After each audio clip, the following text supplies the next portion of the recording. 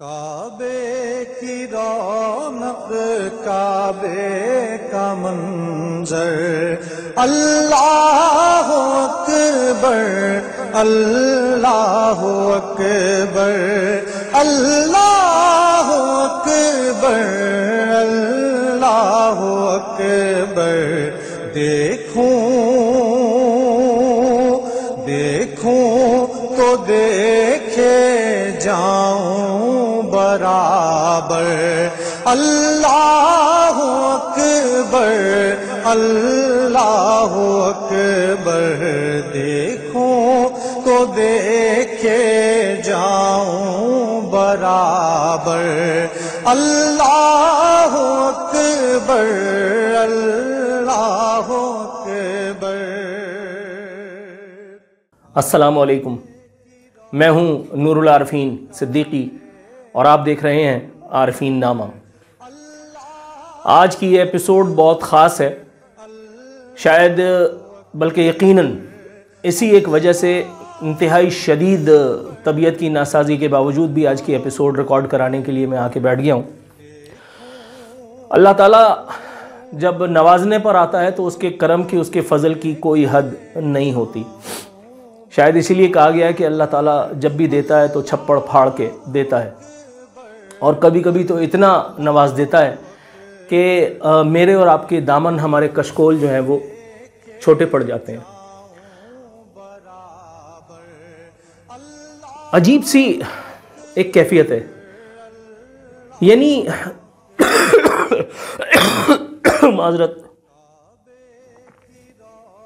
बहुत माजरत, एंटीबायोटिक्स का शदीद इस्तेमाल कर रहा हूँ, कफ सिरप्स चल रहे हैं, लेकिन आज की इस एपिसोड को मुकम्मल करना भी ज़रूरी है। कल यूँ समझिए कि अल्लाह रब्बुल इज़्ज़त ने एक मर्तबा फिर मुझे गिरते गिरते बचा लिया। ऐन उस वक्त के जब मैं हारने लगता हूँ, ऐन उस वक्त के जब हौसला परवाज़ होने को होता है, अल्लाह ताला गैब से कोई ऐसा इंतज़ाम करता है कि उसके बाद फिर एक बार जी उठता हूँ। कुछ ऐसी ही वारदात कल भी हुई जो अल्हम्दुलिल्लाह सुम्मा अल्हम्दुलिल्लाह। कल एक दोस्त के साथ घर पे बैठे हुए गुफ्तगू हो रही थी, अचानक एक अनएक्सपेक्टेड कॉल आई। एक अनएक्सपेक्टेड कॉल एक फैमिली फ्रेंड की आई कि यार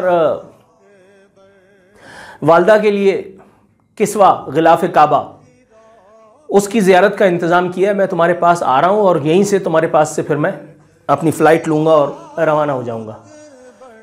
चंद सानिये के लिए तो समात जैसे जवाब दे गई। बहरकैफ अल्लाह का शुक्र है सुम्मा अल्हम्दुलिल्लाह, मैं फ़ौरन अम्मी को मैंने ये इत्तला दी, जैसा कि मैंने आपको बताया है कि अम्मी मेरी बेड पे हैं आजकल। इंतज़ार की घड़ियां ऐसा लग रहा था कि जैसे पता नहीं कितनी तवील हो चुकी हैं। फाइनली दरवाजे पर दस्तक हुई और गिलाफ काबा को अपने सीने से लगाए हमारे वो दोस्त वारिद हुए।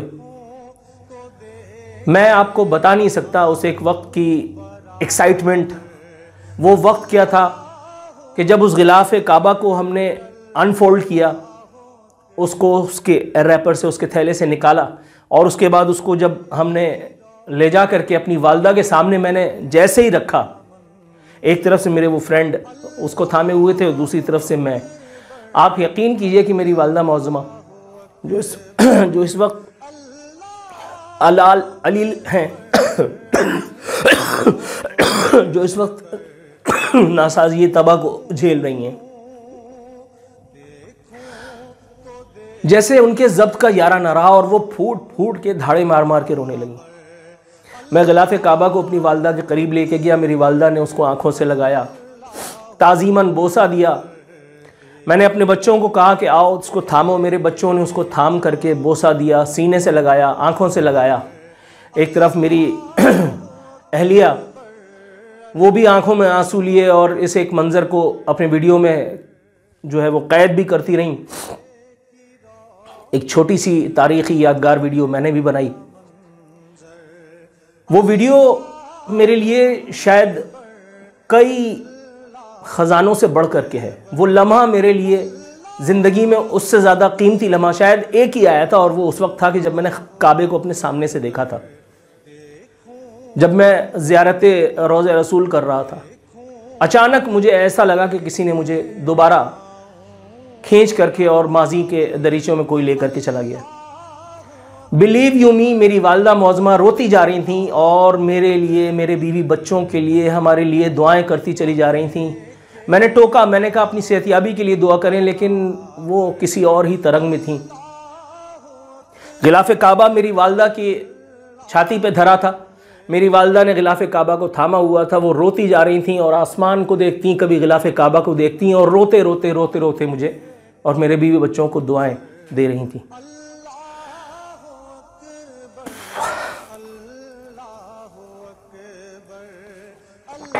मैं अगर कभी बयान भी करना चाहूँ तो मुमकिन ना हो सकेगा कि पिछला 1 साल मेरी ज़िंदगी में क्या हैसियत रखता है।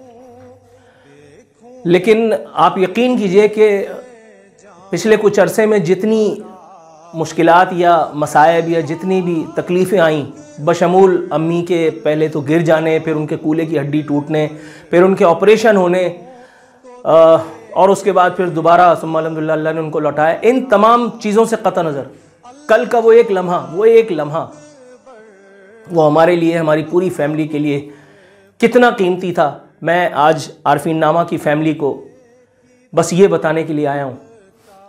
मुझे ऐसा लगा कि ये एक्सपेरिमेंट, मुझे ये एक याददाश्त आपसे शेयर करनी चाहिए। बिलीव यू मी, मैं कमेंट सेक्शन में किसी ने कमेंट किया था और बड़ा दिलचस्प कमेंट था। उसने कहा था, आरफीन भाई आप इस तरह के ख़तरनाक प्रोग्राम रिकॉर्ड करा के छुप जाते हैं या छुप के रिकॉर्ड करते हैं? बड़ा दिलचस्प कमेंट था। मैं नाम तो याद नहीं है मुझे किसने किया था, लेकिन इसी तरह के कमोबेश मैसेजेस मुझे मैसेंजर पे भी और व्हाट्सएप पे भी और दीगर ज़राए से भी आते हैं। मैं आज आपको बताता हूँ कि ये जो छोटी छोटी साइबान हैं ज़िंदगी में, जो लोगों के लिए छोटे होंगे, मेरे लिए ये अनमोल हैं।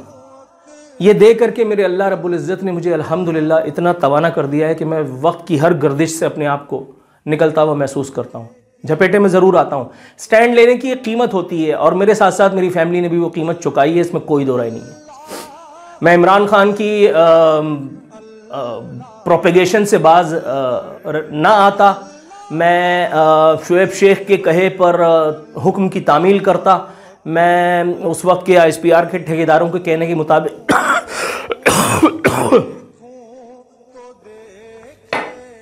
इमरान खान की शान में रद्दुल लिसान रहता, जैसा कि ये बेगैरत समी इब्राहिम, ये बेशरम इमरान रियाज खान,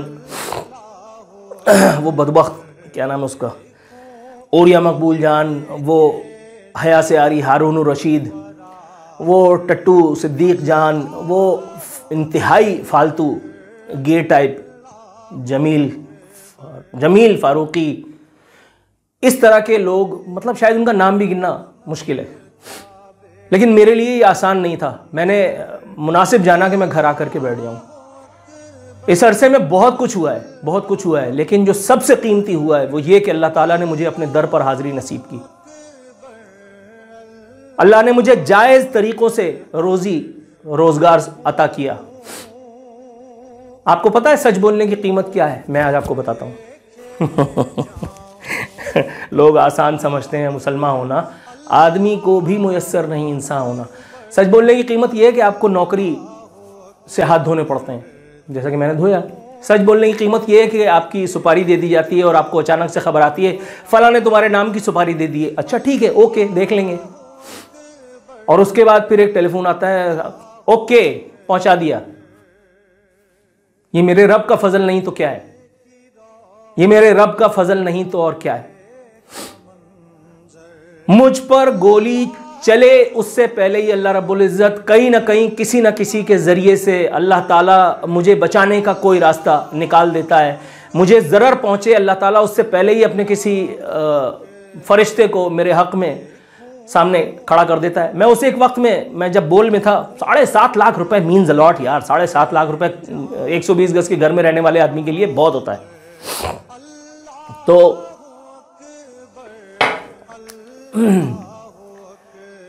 अक्सर मेरी अम्मा और मेरी बीवी मुझे टोका करते थे कि और मेरी हमदर्दी में टोकते थे कि यार तुम पैसा इस तरह से खर्च करते हो, कोई आया तुमने दे दिया 5,000 10,000 15,000, कभी किसी की वालदा का, ये अल्लाह और मेरे दरमियान की बात है, लेकिन बस आज दिल खोल रहा हूँ तो खोल रहा हूँ, पता नहीं क्यों, शायद दवाओं का असर है। लेकिन बस आप सुनते जाइए। बस आप, किसी की वालदा का इंतकाल हुआ, उसके बाद तदफीन के पैसे नहीं है, मैंने पैसा ट्रांसफ़र कर दिया। किसी की शादी की बात चल रही है, उसने मुझे टेलीफोन किया, मैंने उसको पैसा ट्रांसफ़र कर दिया। किसी के खाना स्पॉन्सर कर दिया।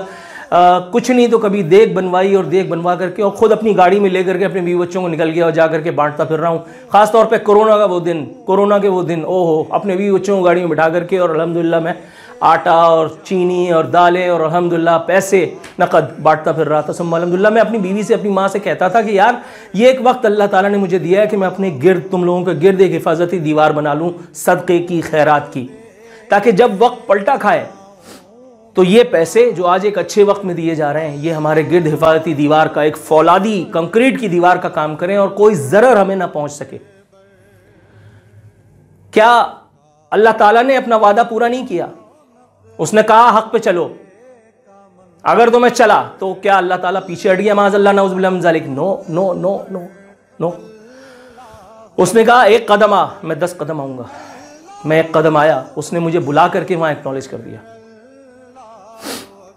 मैं क्या बताऊं कि वो लम्हा जिस वक्त गिलाफ काबा मेरे हाथ में आया था, मेरी इसमें कीमत भी बहुत देनी पड़ी। वो एक फ्लैट जो मैं अपने बच्चों के लिए बना रहा था, उसको मुझे आधा तिया करके ही बेचना पड़ गया, आधा तिया करके बेचना पड़ गया। जिसको मैं सोच रहा था मैं यहाँ कभी रहूंगा वो नहीं हो सका, वो मैंने बेच दिया। लेकिन आज कोई अफसोस भी नहीं है। अल्हम्दुलिल्लाह वक़ार के साथ, इज्जत के साथ अपने घर में रह रहा हूँ। 1800 सीसी गाड़ी में घूमता हूँ। सुम्मा अल्हम्दुलिल्लाह आज भी घर के अखराजात जो हैं वो सुम्मा अल्हम्दुलिल्लाह अल्लाह ताला VIP करके निकलवा रहा है। कोई कॉम्प्रोमाइज़ ज़िंदगी में नहीं अल्लाह ने करवाया। उस एक कॉम्प्रोमाइज़ से बचा लेने के बाद खाने काबा का गिलाफ दरवाजे पे पहुँचाया गया। इससे बड़ी नेमत अल्लाह ताला दे सकता है? मेरी माँ जिसको मैं उम्रे और हज के लिए नहीं ले जा सकता, एक शरई उज़्र की वजह से, उनकी बीमारी की वजह से, उनके अलील हो जाने की वजह से, उनके माजूर हो जाने की वजह से, अल्लाह ताला ने खुद अपने फजल करम से एक इंतज़ाम किया कि गिलाफ काबा चल करके दरवाजे पे आया और मेरी माँ ने उसको ताज़ीमन बोसा दिया, उसको सीने से लगाया, उसको हाथ में लेकर के दुआ की। क्या इससे भी ज़्यादा इनाम अल्लाह ताला अपने बंदों पर उतार सकता है? यकीनन। लेकिन मुझ हकीर के लिए तो यही बहुत है, यही बहुत है। मैं अल्हम्दुलिल्लाह सुम्मा अल्हम्दुलिल्लाह मैं अपनी औलादों को देखता हूँ, अल्लाह रब्बुल इज़्ज़त नज़र बद से बचाए, तो एक कलेजे में ठंडक सी पड़ जाती है। मैं कहता हूँ यार लुक़्मे हलाल की फजीलत मुझे नज़र आ रही है। अल्लाह ताला का शुक्र है सुम्मा अल्हम्दुलिल्लाह कि अल्लाह ने मेरे बच्चों के दिलों में अपने वालिदैन की ताज़ीम, उनकी यानी कबूलियत, उनका जो वो मुकाम जो मेरी नज़र में मेरे माँ बाप का था, वही या शायद उससे भी ज़्यादा मेरी औलादों के उसमें रखा है। अल्लाह का शुक्र है। ये सिर्फ रिज़्क़ हलाल खिलाने की और मेरे रब का फजल सबसे बढ़ करके। क्या बताऊं, किस तरीके से बताऊं कि अल्लाह ताला ने किस तरह से नवाजा है, किस तरह से नवाजा है। जब मेरी वालदा पुकारती हैं अपने बेड से मेरे बड़े बेटे का नाम लेके या मेरे छोटे बेटे का नाम लेके कि फ़लाने इधर आओ, पान लाओ, फ़लाना पान लेके जाता है, फ़लाने टिशू लाओ, वो टिशू लेके भागता है, फ़लाना जो है वो जल्दी से पानी की बोतल लेकर के भागता है, फ़लाना जो है वो पाँव पे क्रीम लगा रहा है, कोई जो है वो हाथ पैर की मालिश कर रहा है। इससे ज़्यादा और ज़िंदगी में क्या चाहिए यार? बाकी ये सब तो कहते हैं ना, वो ये जान तो आनी जानी है, इस जान की तो कोई बात नहीं। अब्बू कहा करते थे कि फिर करेंगे नौकरी और फिर ख़रीदेंगे बंदूक। अल्लाह का शुक्र है सुम्मा अल्हम्दुलिल्लाह मुख्तसर सी इनिंग खेली। जिन लोगों के बारे में बात करते हुए लोगों को फालिज होता है, लोगों के हाथ थर थर थर थर थर काँपते हैं, जिन लोगों के बारे में गुफ्तगू करते हुए लोग अपने घर के बंद दरवाज़ों के पीछे डरते हैं, मैं उनके गिरबान पे हाथ डाल करके निकल जाता हूँ। जिनके बारे में लोग गुमान भी नहीं कर सकते कि यार ये मतलब मैं उनको मतलब उनका तिया पाचा करके बैठा हूँ, सुम्मा अल्हम्दुलिल्लाह। और अल्लाह ताला जब कह रहा हूँ ना कि बस न जाने क्यों आज बस जी भी भरा है और आज बस एक ऐसी कैफियत है कि मैं बयान नहीं कर सकता। सांस भी फूल रही है, लेकिन फिरते जज्बात में बस मैं बोले चले जा रहा हूँ। मुझे नहीं पता मैं कितना अरसा बोल चुका हूँ, लेकिन आप बस वो अल्लाह ही तो है, और तुम अपने परवरदिगार की कौन कौन सी नेमत को झुटलाओगे। मुझे आज वो अपना कहा हुआ शेर याद आ रहा है, हम्द मुझे याद आ रही है। मेरे मालिक मेरे मौला तेरे सदक़े तेरे कुर्बान, मेरे मालिक मेरे मौला तेरे सदक़े तेरे कुर्बान, फ़बी आला रब्बिकुमा तुकज़्ज़िबान, कोई सूरत कभी निकले चुका पाऊँ तेरा एहसान, फ़बी आला रब्बिकुमा तुकज़्ज़िबान। और बकौल मौलाना मुफ्ती ज़र वली ख़ान साहब मरूम व मग़फ़ूर, शुक्र तो वही है जो अदा नहीं किया जा सकता, शुक्र तो वही है। और कौन है जो अल्लाह रब्बुल इज़्ज़त का शुक्र उस तरह से अदा कर सकता है जिस तरह से अदा करने का हक़ है। मगर कोशिश तो करो। बस आज की वीडियो यही एक कोशिश थी। जिनके आसाब पर ये वीडियो भारी हो उनसे किसी किस्म की कोई माजरत नहीं, जिन्हें अच्छी लगे उनसे बस अपने लिए अपने अहल खाना के लिए अल्लाह ताला की मज़ीद करम नवाजियों की दरख्वास्त है दुआ के साथ। फ़ी अमानिल्लाह।